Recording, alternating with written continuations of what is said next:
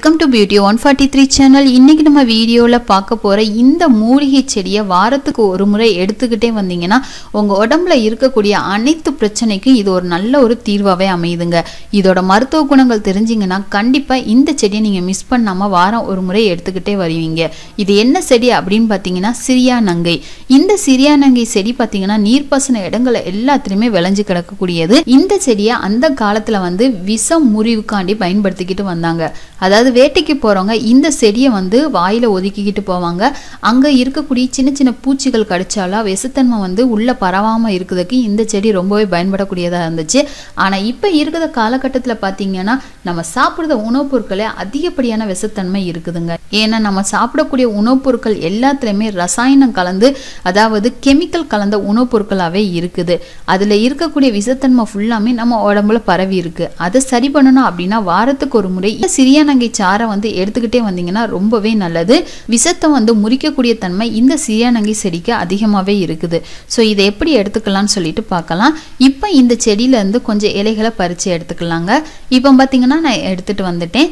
இதுல ஒரு 5 இலை மட்டும், வாரத்துக்கு ஒரு 5 இலை மட்டும் எடுத்துக்கிட்டா போதுமானது. இதுல 5 இலையை மட்டும் எடுத்துக்கோங்க. இது கூட பார்த்தீங்கன்னா 3 மிளகு, கொஞ்சம் ஒரு 1/4 டீஸ்பூன் அளவுக்கு ஜீரகம், இதை வந்து நல்லா தட்டி எடுத்துக்கலாம். இப்போ பார்த்தீங்கன்னா நான் தட்டி எடுத்துட்டேன். இதை சேர்த்துக்கலாம். சேர்த்துட்டு 1 டம்ளர் அளவுக்கு தண்ணியை சேர்த்துக்கோங்க. இப்போ இதை வந்து நல்லா கொதிக்க வைக்கலாம். அதாவது 1 டம்ளர் அளவுக்கான தண்ணி சேர்த்திருக்கோம். இது வந்து 1/2 டம்ளர் அளவுக்கான வர்ற அளவுக்கு நல்லா கொதிக்க விடுங்க. இப்போ இதை வந்து வடிகட்டி எடுத்துக்கிடுவோம். இதை வாரத்துக்கு ஒரு முறை நீங்க கண்டிப்பா குடிச்சுக்கிட்டே வரணும். எல்லாருமே குடிக்கலாம். எந்த ஒரு சைடு எஃபெக்டையும் இது ஏற்படுத்தாது.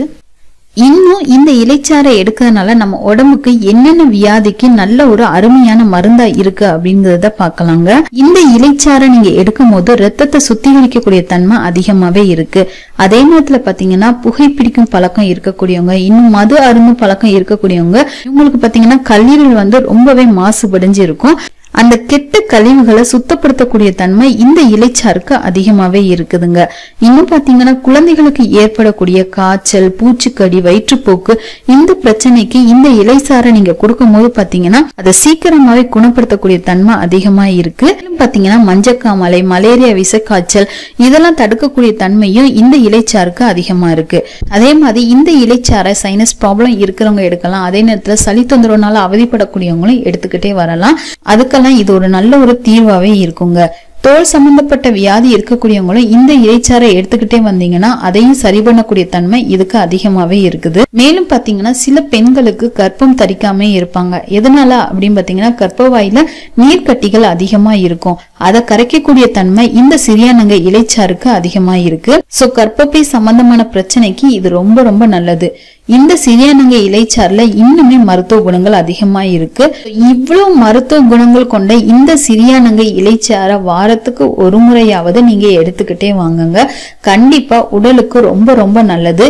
உங்களுக்கு மட்டும் இல்லாம உங்க குடும்பத்துக்கும் இந்த இலைச்சாரை எடுத்து கொடுக்கறதுனால நம்ம குடும்பத்துல இருக்கக்கூடிய எல்லாருமே ஆரோக்கியமா இருக்கலாம். இதுல இருக்கக்கூடிய தகவல் உங்களுக்கு பயனுள்ளதா இருக்கலாம். பயனுள்ளதா இருந்துச்சுன்னா உங்க ஃப்ரெண்ட்ஸுக்கு இதை ஷேர் பண்ணுங்க. அப்படி இந்த வீடியோவை லைக் பண்ண மறக்காதீங்க. Thank you friends.